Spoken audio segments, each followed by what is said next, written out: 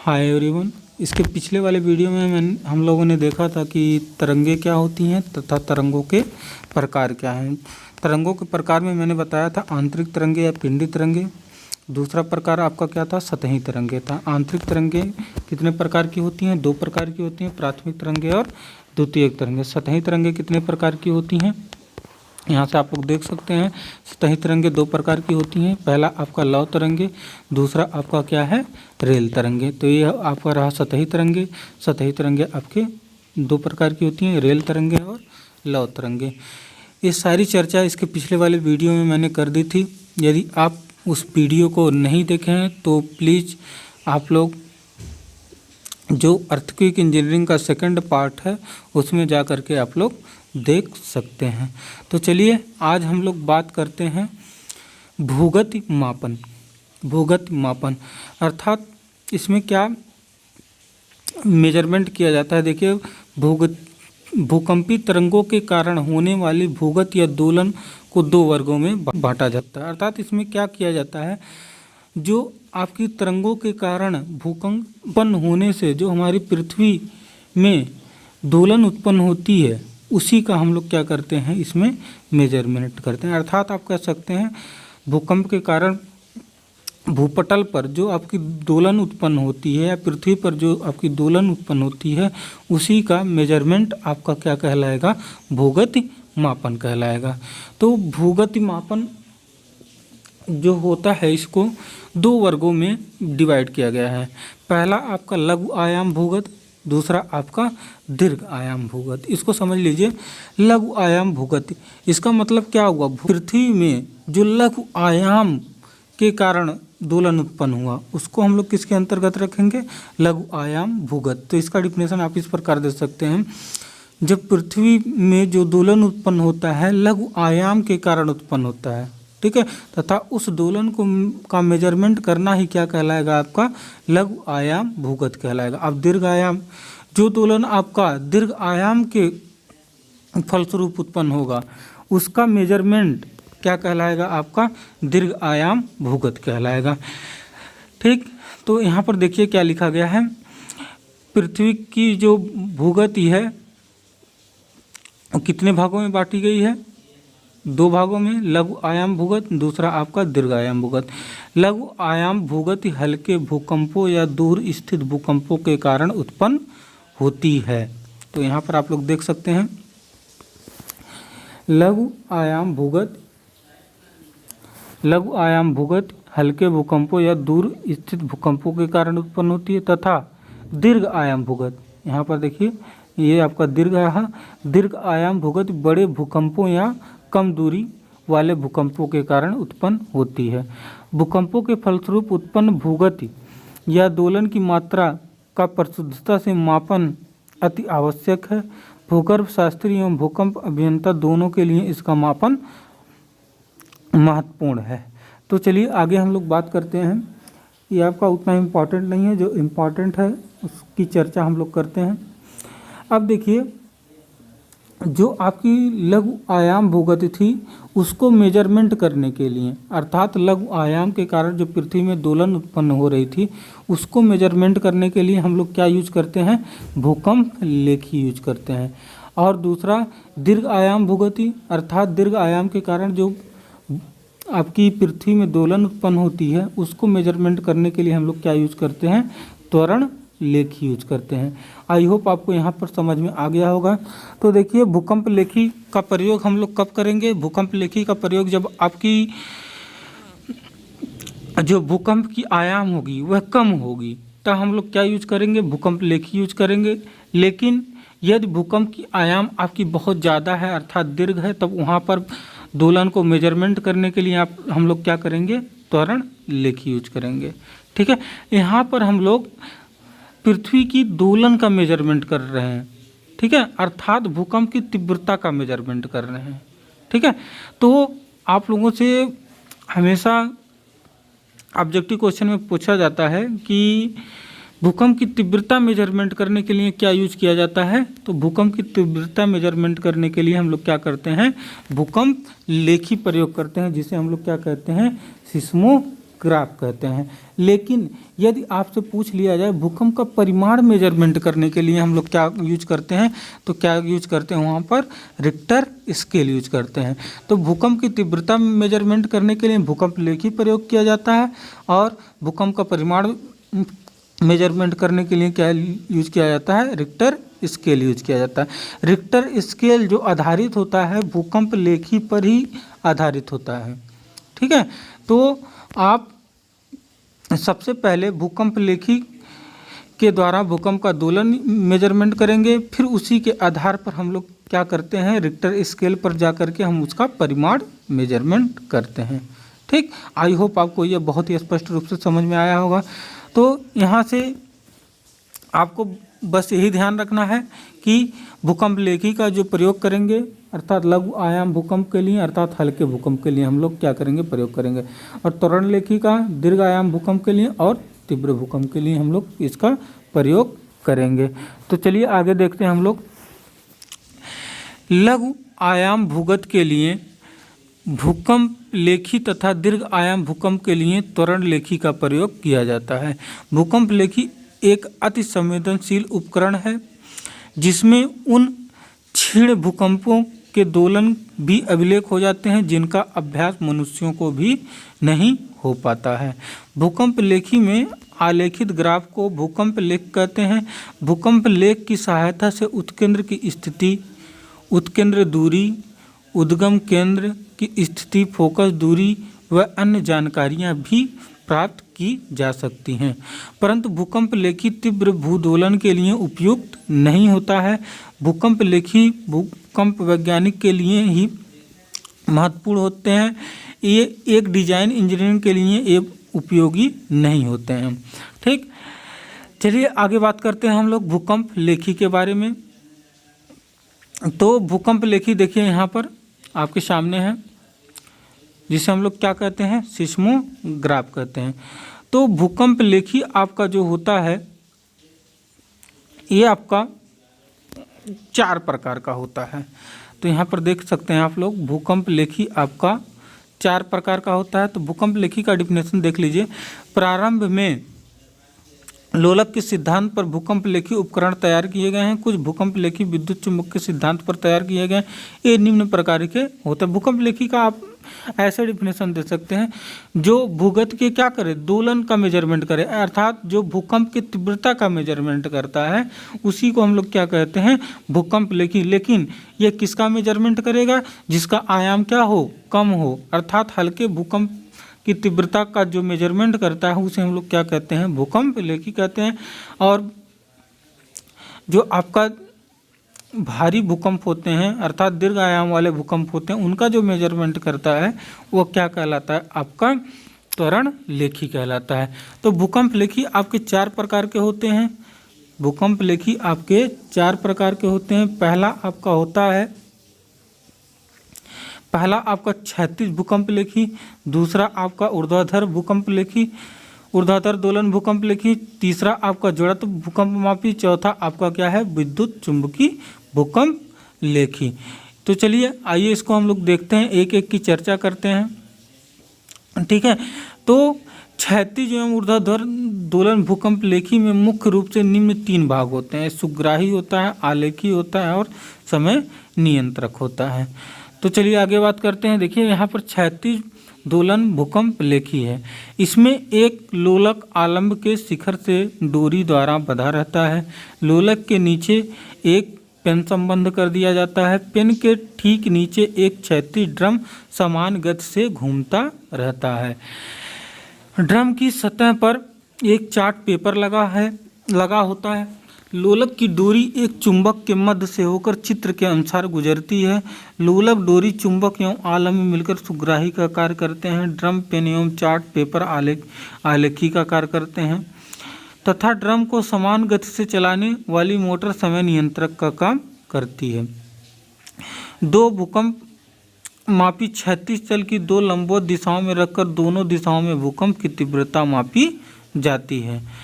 तो चलिए इसको समझ लेते हैं। तो यहाँ पर देखिए ये आपका क्षैतिज भूकंप लेखी है। इसमें एक क्षैतिज रूप में क्या लगा है, एक ड्रम लगा है। इस ड्रम के चारों तरफ क्या लगा है, एक पेपर, ग्राफ पेपर लगा है और यहाँ पर एक आपका आलम्ब है। इस आलम्ब की सहायता से एक आपकी डोरी लटकी रहती है। इस डोरी से एक आपका लोलक जुड़ा रहता है। इस लोलक से क्या जुड़ा रहता है, एक पेन जुड़ा रहता है और यहाँ पर एक क्या है, चुंबक लगा है। ठीक है, तो यहाँ पर आपका एक चुंबक लगा है। तो यहाँ पर देखिए डोरी हो गया आपका, लोलक, डोरी हो गया, लोलक हो गया और चुंबक हो गया। ये तीनों मिलकर किसका काम करते हैं, सुग्राहिता का काम करते हैं। ठीक है, और जो ग्राफ पेपर है, ग्राफ पेपर और पेन मिलकर के क्या काम करते हैं, आलेखन का काम करते हैं। ठीक है, और यहाँ पर इस ड्रम को, इस जो ड्रम है, इस ड्रम को घुमाने के लिए एक मोटर लगा रहता है जो एक समान गति से इस ड्रम को क्या करता है, ऐसे चारों घुमाता रहता है। ठीक है, तो ये क्या किसका काम करता है, समय नियंत्रक का काम करता है। तो यहाँ पर देखिए जब आपका भूकंप आता है, लघु आयाम वाला जब भूकंप आता है तो पृथ्वी क्या करने लगती है, आपकी कंपन करने लगती है। जैसे पृथ्वी है तो ये कंपन करने लगा, तो ये कंपन जब होता है तो इसी के ऊपर आपकी ये जो प्लेट है, ठीक है, ये प्लेट आपकी रखी रहती है, तो ये प्लेट भी क्या करने लगती है, उसी के हिसाब से कंपन करने लगती है। जब ये कंपन करती है तो क्या आपको घूमता रहता है। तो इस प्रकार यहाँ पर ऐसे यह पेन जो है मार्क छोड़ता जाता है। अब इसी ग्राफ पेपर को रीड करके हम लोग बता देते हैं कि भूकंप की तीव्रता कितनी है। तो चलिए आगे हम लोग बात करते हैं। दूसरा है हमारा ऊर्ध्वाधर दोलन भूकंप लेखी। तो यहाँ पर आपके सामने है ऊर्ध्वाधर दोलन भूकंप लेखी।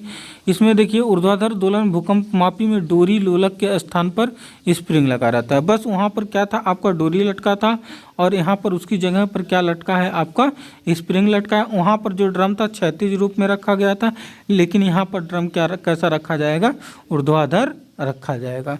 ठीक है, तो देख लीजिए चित्र में, ड्रम ऊर्ध्वाधर स्थिति में समान गति से घूमता रहता है। लोलक से संबंध पेन ड्रम के ऊपर लगे चार्ट पेपर पर भूकंप गति आलेखित कर देता है। तो इसमें देखिए यहाँ पर एक आपका आलम्ब है, यहाँ पर आपका आलम्ब है। ठीक, और इस आलम्ब से क्या जुड़ा है, एक स्प्रिंग जुड़ा है। स्प्रिंग की सहायता से यहाँ पर एक राड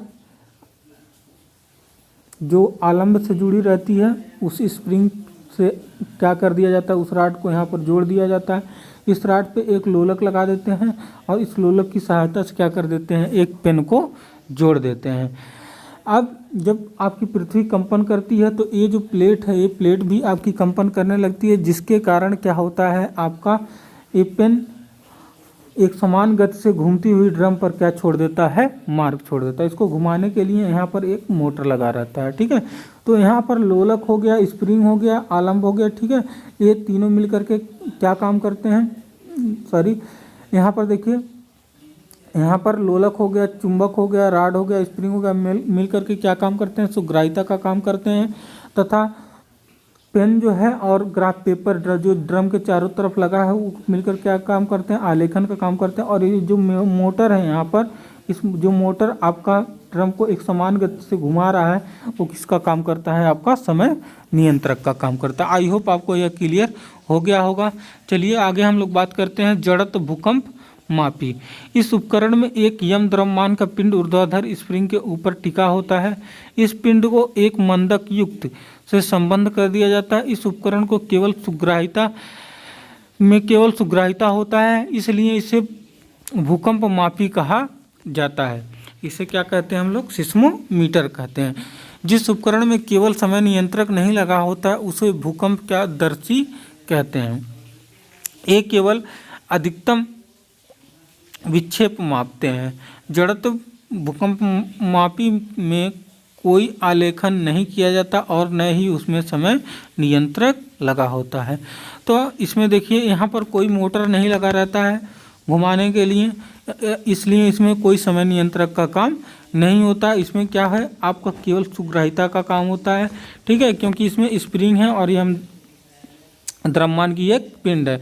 ये स्प्रिंग और यह द्रव्यमान की पिंड जो मिल करके किसका काम करती हैं, सुग्राहिता का काम करती हैं।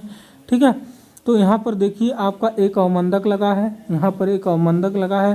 ठीक है, इस अवमंदक के ऊपर एक पिस्टन टाइप ऐसे लगा रहता है, ठीक है। जब आपका एक कंपन करता है तो प्लेट भी कंपन करने लगती है। जब प्लेट कंपन करने लगती है तो यम द्रव्यमान का जो पिंड है ये भी क्या होने लगता है, ऊपर नीचे आपका कंपन करने लगता है। जब यह ऊपर नीचे कंपन करने लगता है तो यहाँ पर जो पिस्टन है यहाँ पर एक मार्ग छोड़ देता है, ठीक है। जैसे यहाँ पर समझ सकते हैं ये है, जब ये वाला पोर्शन आपका ऊपर नीचे जाता है तो यहाँ पर एक मार्ग छोड़ देता है। इसी मार्ग को रीड करके हम लोग क्या बता देते हैं, भूकंप की तीव्रता बता देते हैं कि कितनी है।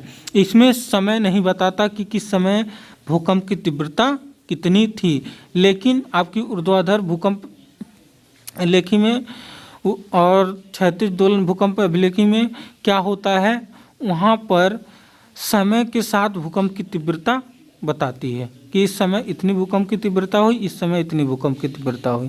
लेकिन यहाँ पर समय के साथ भूकंप की तीव्रता आपका नहीं बताता है। तो चलिए आगे हम लोग बात करते हैं। अगला हमारा है विद्युत चुंबक भूकंप लेखी। यह भूकंप लेखी विद्युत चुंबक की सिद्धांत पर आधारित है। इसके अनुसार एक कुंडली स्प्रिंग द्वारा ढृण आधार से लटकी रहती है। यह कुंडली चुंबक के दो विपरीत ध्रुवों के मध्य लटकती रहती है। भूकंप के समय कुंडली में दोनों प्रारंभ हो जाते हैं, दोलन प्रारंभ हो जाते हैं। दोलन से उत्पन्न कुंडली एक चुंबक के मध्य सापेक्ष गति के अनुरूप वोल्टेज उत्पन्न हो जाता है। इस विशेष यांत्रिक अभिकल्पन एवं आयोजन द्वारा कुंडली व चुंबक को इस प्रकार स्थापित किया जाता है कि उनका सापेक्ष वेग भूगत के समानुपाती हो। इस भाग को वेग संकलन इकाई कहते हैं। वेग संकलन इकाई को धारामापी के साथ जोड़ दिया जाता है, जिसमें लगा दर्पण वोल्टेज के अनुपात में घूमता है। एक प्रकाश स्रोत से आने वाली प्रकाश किरण दर्पण से परावर्तित होकर के ड्रम पर लगे फोटोग्राफिक पेपर पर गिरती है।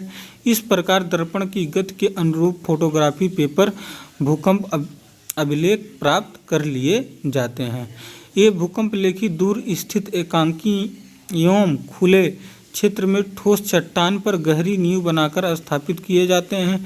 इनके आसपास किसी प्रकार की बाहरी हलचल नहीं होनी चाहिए। तो चलिए देखते हैं यहाँ पर आपका है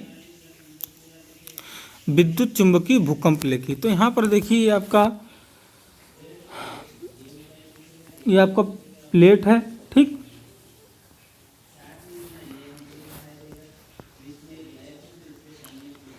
यहाँ पर देखिए ये आपका प्लेट है, इसमें दोनों तरफ क्या लगे रहते हैं, चुंबक लगा रहता है। ये आपका नॉर्थ है, ये आपका साउथ है। और यहाँ एक आलंब की सहायता से, एक स्प्रिंग की सहायता से एक कुंडली लटकी रहती है। इस कुंडली पर क्या तार लिपटा रहता है, ठीक है।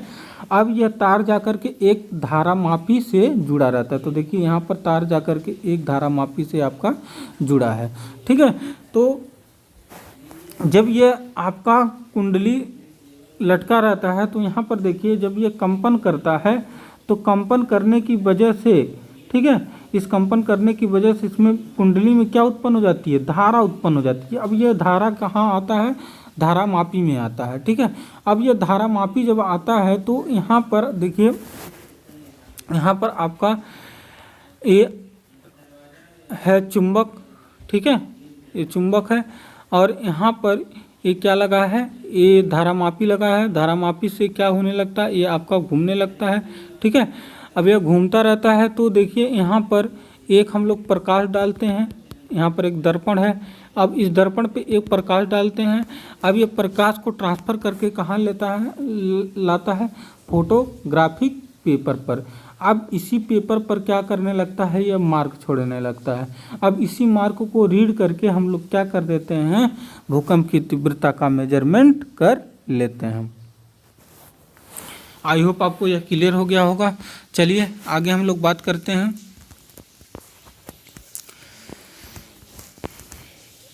अगला है हमारा त्वरण लेखी। त्वरण लेखी देखिए हम लोग कब यूज करते हैं, जब भूकंप की तीव्रता क्या हो, अधिक हो। अर्थात दीर्घ आयाम वाले भूकंप को मेजरमेंट करने के लिए हम लोग क्या यूज करते हैं, त्वरण लेखी यूज करते हैं। तो इसमें देखिए त्वरण लेखी भूकंप लेखी के सिद्धांत पर ही कार्य करते हैं। भूकंप लेखी के अभिलेख आयाम से प्राप्त होते हैं, जबकि त्वरण लेखी के अभिलेख भूगति के त्वरण को मापते हैं।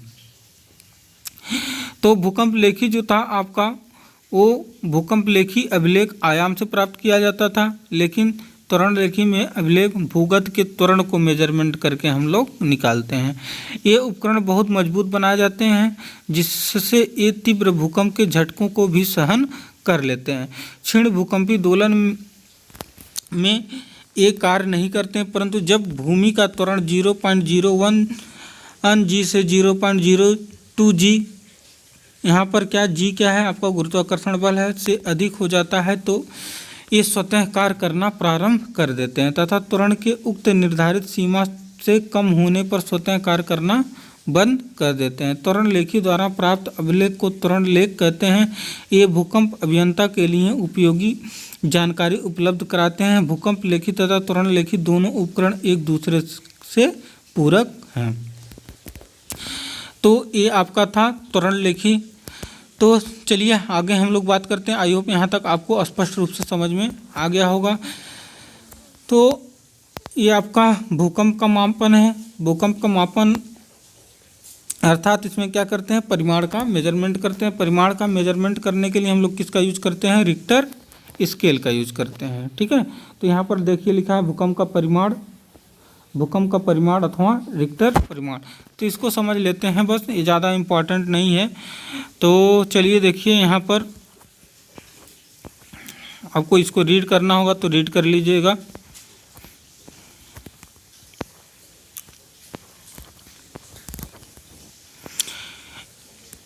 ये आपका है रिक्टर स्केल, यहाँ पर आप देख सकते हैं यही आपका रिक्टर स्केल है।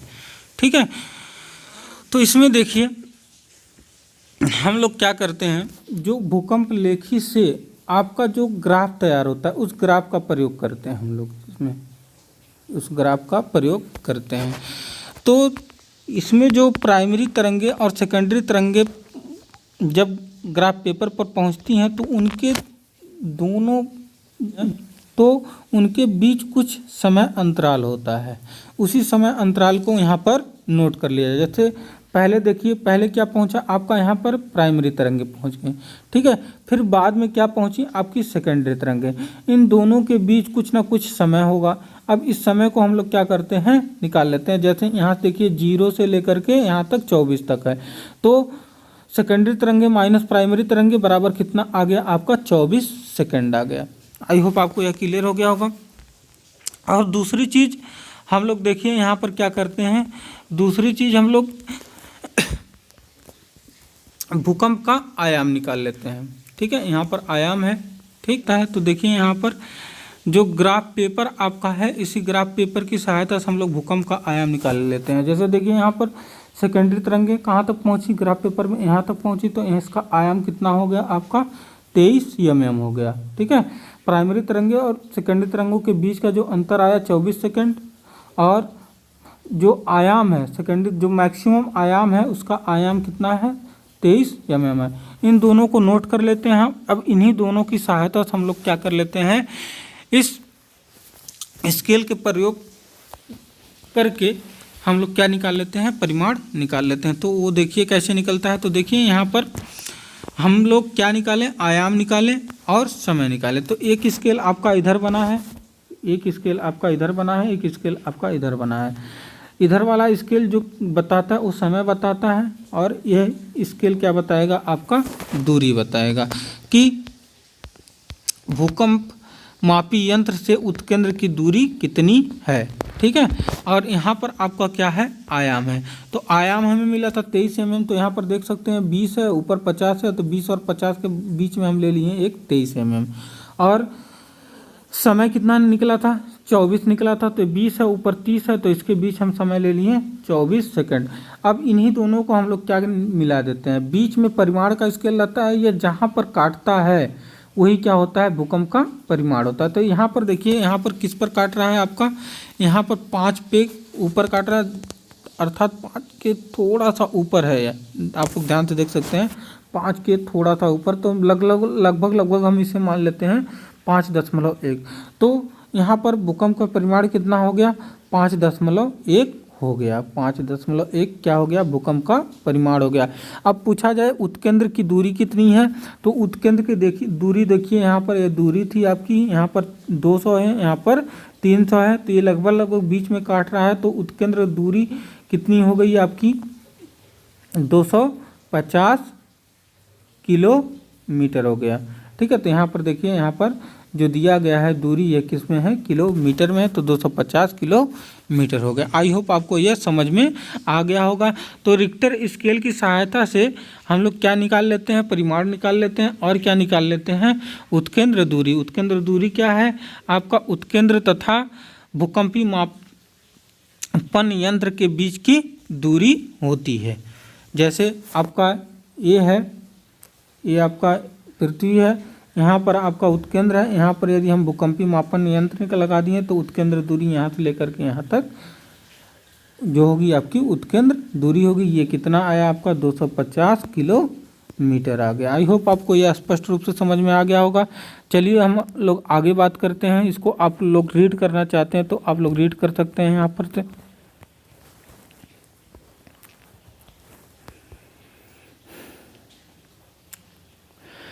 तो देखिए, क्षीण भूकंप क्या होते हैं, जिनका परिमाण क्या होता है 3.5 से कम होता है। हल्का भूकंप क्या होता है 3.5 से 4.3 के बीच होता है। साधारण भूकंप 4.3 से 4.8 तक। कुछ तीव्र भूकंप 4.9 से 5.4 तक। तीव्र भूकंप 5.5 से 6.1 तक।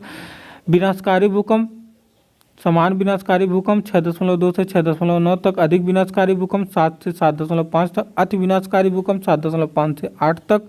और प्रलय विनाशकारी भूकंप 8.5 से 8.9 तक। तो यहाँ पर परिमाण के द्वारा आप क्या भूकंप को डिवाइड कर सकते हैं कि वह क्षीण है, हल्का है, साधारण है, तीव्र है, अधिक तीव्र है, समान विनाशकारी, अधिक विनाशकारी है, या अति विनाशकारी है, ठीक है, या प्रलय वाला है।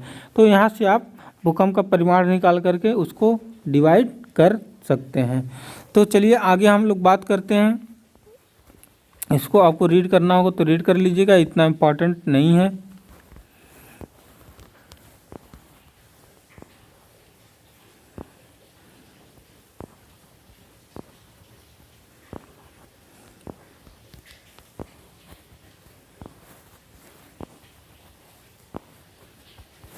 तो इसको आप लोग रीड कर लीजिएगा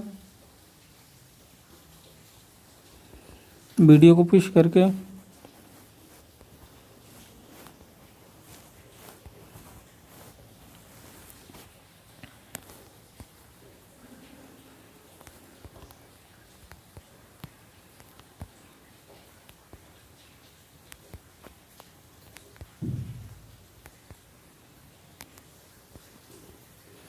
जो इम्पोर्टेंट रहेगा आप लोगों के लिए वही बताया जाएगा यहाँ पर। तो अगला जो है हमारा इम्पॉर्टेंट क्वेश्चन बन जाता है, परिमाण तथा प्रबलता में अंतर। तो इसको चलिए देखते हैं हम लोग। परिमाण तथा प्रबलता में अंतर, ये आपका इम्पॉर्टेंट क्वेश्चन है। ठीक, किसी भूकंप का परिमाण उसके आकार को दर्शाता है, अर्थात भूकंप के समय कुल अवमुक्त विकृति ऊर्जा ही क्या कहलाती है, आपकी परिमाण। अर्थात जितनी ऊर्जा आपकी निकलती है भूकंप के समय वही क्या कहलाता है, आपका परिमाण कहलाता है। परिमाण कभी भी आपका बदलता नहीं है। किसी भी भूकंप का परिमाण केवल एक ही होता है, लेकिन आपकी जो प्रबलता अर्थात तीव्रता होती है वो क्या होती है, बदलती रहती है। ठीक है, जैसे उत्केंद्र पर सबसे अधिक तीव्रता होती है, जैसे जैसे हम लोग उत्केंद्र से दूर जाते हैं तीव्रता क्या होती जाती है, घटती जाती है। तो इसमें देखिए, किसी भूकंप का परिमाण उसके आकार को दर्शाता है, अर्थात भूकंप के समय कुल अवमुक्त विकृति ऊर्जा ही क्या है, परिमाण है। ठीक है, जबकि किसी भूकंप के समय किसी स्थान पर उसका प्रभाव उसकी तीव्रता दर्शाती है, मतलब कितना इफेक्ट पहुंचाया, ठीक है, कितना प्रभावित किया उस क्षेत्र को। जैसे उत्केंद्र पर अधिक प्रभाव करेगा तो उसकी तीव्रता क्या होगी, वहाँ पर अधिक होगी। जैसे जैसे हम लोग उत्केंद्र से दूर जाएंगे उसका प्रभाव क्या होता जाएगा, घटता जाएगा, तो वहाँ पर तीव्रता क्या हो जाएगी, आपकी कम हो जाएगी। किसी स्थान पर तीव्रता भूकंप के परिमाण एवं उत्केंद्र से दूरी पर निर्भर करता है। एक ही भूकंप में भिन्न भिन्न बिंदुओं पर तीव्रता भिन्न भिन्न होती है, जबकि परिमाण किसी भूकंप का एक ही होता है। तो अभी मैंने बताया भूकंप का परिमाण जो होता है आपका एक होता है, लेकिन तीव्रता जो होती है वो उत्केंद्र से जैसे जैसे हम लोग दूर जाएंगे उसका मान क्या होता जाता है, आपका घटता जाता है। तो यहाँ पर एक एग्जाम्पल लिया गया, इस एग्जाम्पल की सहायता से आप देख सकते हैं। तो देखिए हम एक यहाँ पर 100 वाट का बल्ब ले लिए, तो यहाँ पर 100 वाट का जो बल्ब लिए हैं तो इसका परिमाण कितना हो गया, 100 हो गया। लेकिन जो इसका प्रकाश है, प्रकाश नज़दीक 100 ल्यूमिनस, उससे दूर जाएंगे तो 50 ल्यूमिनस हो जाएगा आपके पास। यहाँ पर 100 हो गया, इससे दूर गए 50 हो गया, और दूर गए तो ल्यूमिनस, यहाँ 20 ल्यूमिनस हो गया। तो यहाँ ल्यूमिनस क्या दिखा रहा है, ये भूकंप की तीव्रता को दिखा रहा है। जैसे यहाँ पर प्रकाश की तीव्रता को दिखा रहा है, जैसे जैसे हम लोग दूर जा रहे हैं प्रकाश की तीव्रता क्या होती जा रही है, घटती जा रही है। लेकिन प्रकाश का जो परिमाण है केवल एक ही है, ठीक है। जैसे 100 वाट का बल्ब लिए तो परिमाण क्या हो गया आपका 100 वाट ही रहेगा, हमेशा 100 वाट ही रहेगा, ठीक है, 100 वाट ही रहेगा। लेकिन प्रकाश की तीव्रता दूरी के साथ क्या होती जाएगी, घटती जाएगी। जैसे नज़दीक आपका 100 ल्यूमिनस, और दूर गए 50 ल्यूमिनस, और दूर गए 20 ल्यूमिनस, और दूर गए तो क्या हो जाएगा 10 ल्यूमिनस, और दूर गए 5 ल्यूमिनस। ऐसे कहीं पर होगा कि प्रकाश की तीव्रता वहाँ पर होगी नहीं, अर्थात शून्य होगी। जैसे जैसे हम लोग दूर जाएंगे उसकी तीव्रता क्या होती जाएगी, आपकी घटती जाएगी। तो इस एग्जाम्पल की सहायता से आप लोग बहुत ही स्पष्ट रूप से समझ सकते हैं। इसी प्रकार आपका भूकंप भी होता है। जैसे आपका यहाँ से भूकंप आया तो उसका परिमाण अज्यूम कर लिए कि हमारा कितना है 5 मान लीजिए यहाँ पर आपका भूकंप है तो इसका परिमाण कितना है 5.9 है। तो ये आपका परिमाण है, ठीक है। अब जैसे जैसे इससे दूर जाएंगे इसका तीव्रता क्या होता जाएगा, आपका घटता जाएगा। तो यहाँ से आई होप आपको ये क्लियर हो गया होगा कि भूकंप का परिमाण एक ही रहता है, लेकिन भूकंप की जो तीव्रता होती है अलग अलग स्थान पर अलग अलग होती है, और सबसे मैक्सिमम कहाँ होती है, उत्केंद्र पर होती है। तो चलिए आगे देखते हैं। इसे और अधिक स्पष्ट रूप से समझने के लिए हम एक 100 वाट के बल्ब का उदाहरण लेते हैं। चित्रानुसार बल्ब के पास की तीव्रता 100 ल्यूमिनस है, मध्य स्थिति में 50 ल्यूमिनस तथा दूर स्थिति में 20 ल्यूमिनस है, जबकि प्रकाश का परिमाण 100 वाट है, परंतु विभिन्न बिंदुओं पर प्रकाश की तीव्रता भिन्न भिन्न है। तो यहाँ से क्लियर हो गया होगा आपको। चलिए आगे हम लोग बात करते हैं। ये आपकी भूकंप की उत्सर्जित ऊर्जा है, ये आपके लिए इम्पॉर्टेंट नहीं है, आपको रीड करना हो तो इसे रीड कर लीजिएगा।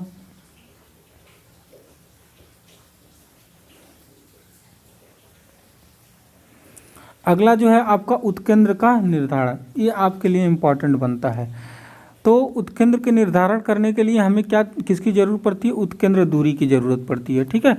तो रिक्टर स्केल के द्वारा हम लोग क्या निकालते हैं, उत्केंद्र दूरी निकालते हैं। तो 3 भूकंप मापी यंत्र से हम लोग क्या निकालते हैं, उत्केंद्र दूरी। जैसे आपका एक भूकंप मापी ए है, आपका दूसरा भूकंप मापी बी है, तीसरा भूकंप मापी आपका क्या है, सी है, ठीक है। तो यहाँ से हम लोग क्या निकाल लेते हैं, उत्केंद्र दूरी, ठीक है। तो इसका मान लिए हम उत्केंद्र दूरी आ गया आपका 100 किलोमीटर, 100 किलोमीटर, इसका आ गया 75 किलोमीटर, इसका आ गया 90 किलोमीटर। तीनों का उत्केंद्र दूरी निकल गया। उत्केंद्र दूरी क्या है, जैसे आपका यहाँ पर उत्केंद्र है, यहाँ पर भूकंप मापी यंत्र है, तो इसके बीच की दूरी है, तो यहाँ पर इसके बीच की दूरी कितनी है, 100 किलोमीटर। इसके बीच की दूरी कितनी है, 90 किलोमीटर। इसके बीच की दूरी कितनी है, 75 किलोमीटर, ये आपका 75 है, ठीक है। तो यह उत्केंद्र दूरी निकालने के बाद हम लोग क्या करते हैं, ग्राफ पेपर पर क्या करते हैं, एक सर्कल खींचते हैं, यहाँ पर भी सर्कल खींचते हैं, एक पैमाना लेकर के सर्कल खींचेंगे हम लोग।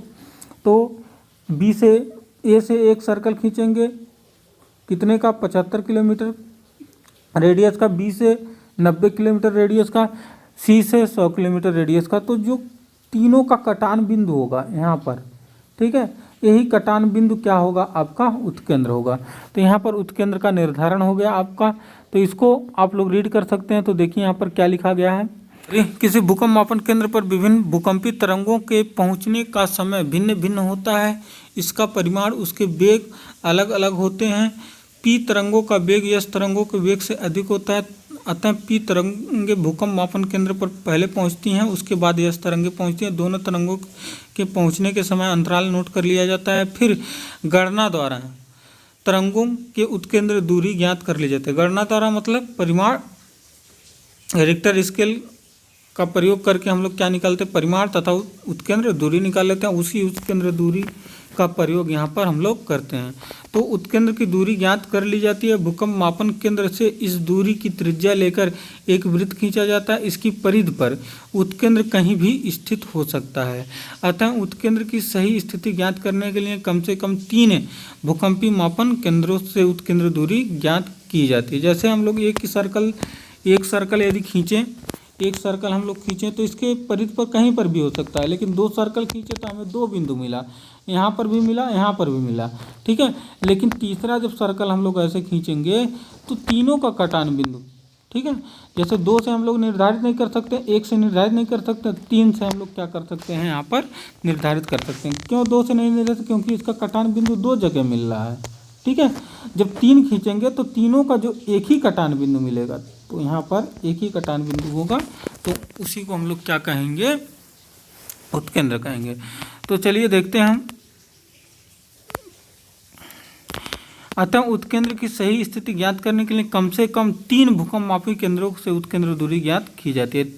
तीनों केंद्रों से खींची गए वृत्तों के कटान बिंदु की स्थिति ज्ञात कर ली जाती है। यह बिंदु उत्केंद्र कहलाता है। चूंकि गणना द्वारा दूरी वास्तव में भूकंप मापन केंद्र तथा फोकस के बीच की होती है, यद्यपि फोकस की गहराई कम होने पर भूकंप मापन केंद्र से उत्पन्न तथा फोकस की दूरी लगभग बराबर होती है। अतः तीनों वृत्त लगभग एक ही बिंदु पर मिलते हैं।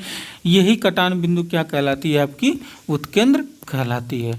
आई होप आपको यह पूरा स्पष्ट रूप से समझ में आ गया होगा। अब अगला टॉपिक है भारत के भूकंपीय क्षेत्र। यह आपके लिए उतना इम्पोर्टेंट नहीं है। यदि आप इसको रीड करना चाहते हैं तो आप इसे रीड कर लीजिए। आपके एग्जामिनेशन के लिए इम्पॉर्टेंट नहीं है, लेकिन ऑब्जेक्टिव क्वेश्चन के लिए यह इम्पॉर्टेंट हो जाता है। तो आप रीड करना चाहते हैं तो इसे रीड कर लीजिएगा।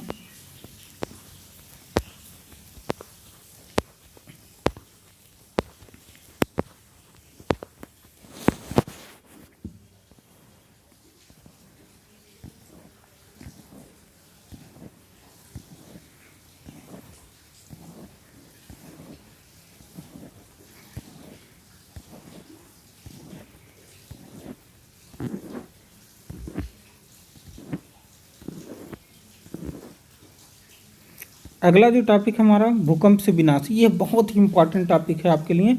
क्वेश्चन में डायरेक्ट पूछ लेता है भूकंप से विनाश कौन कौन से होते हैं। तो देखिए यहाँ पर भूकंप के नाम सामने आते ही दिल दहलने लगता है। महाविनाश चारों ओर नजर आता है। भूकंप के समय कुछ निम्न प्रकार की क्षतियाँ हो सकती हैं। पहला आपका क्या है, भूकंप से भवनों की दीवारें फटना, छतें नीचे लटक जाना तथा छज्जों का लटक जाना आदि। दूसरा, मकानों में आग लग जाना। तीसरा, सड़कों पर गड्ढे पड़ जाना, पुलों का ढह जाना, बिजली खंभे उखड़ जाना, रेलवे लाइन का टूट जाना। ये सारी चीज़ें क्या होती हैं, भूकंप से होती हैं, ठीक है। जब भूकंप आते हैं तो ऐसे विनाश आपके उत्पन्न होते हैं। चौथा आपका क्या है, मकानों के ढहने पर लोगों का मलबे में दब जाना, अनेक जानवरों एवं प्राणियों का मर जाना तथा कुछ का अपंग हो जाना। पशु रस्सी तोड़कर भागना प्रारंभ कर देते हैं, पक्षी घोंसला छोड़ देते हैं, पेड़ जमीन में धंस जाते हैं। पानी की छठवां आपका पानी की टंकियां, चिमनियां, अन्य ऊंची ऊंची इमारतें धराशायी हो जाती हैं। सातवां आपका बांध फट जाते हैं, एकत्र पानी बह जाता है जिससे पास में कोई गांव जलमग्न हो जाता है।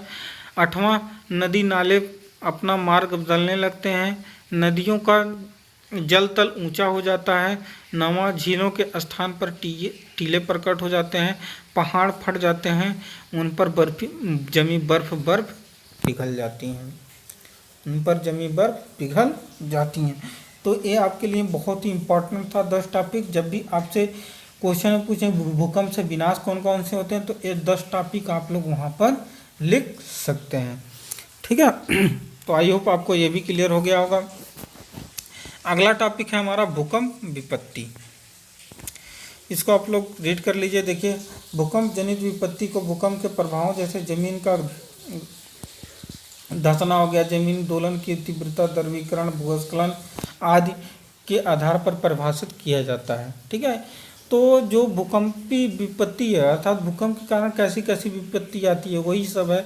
जमीन फट जाना, जमीन में दोलन उत्पन्न हो जाना, मृदा का दोहरीकरण हो जाना, भूस्खलन हो जाना। ठीक है, तो ये विपत्तियां हैं सब आपकी।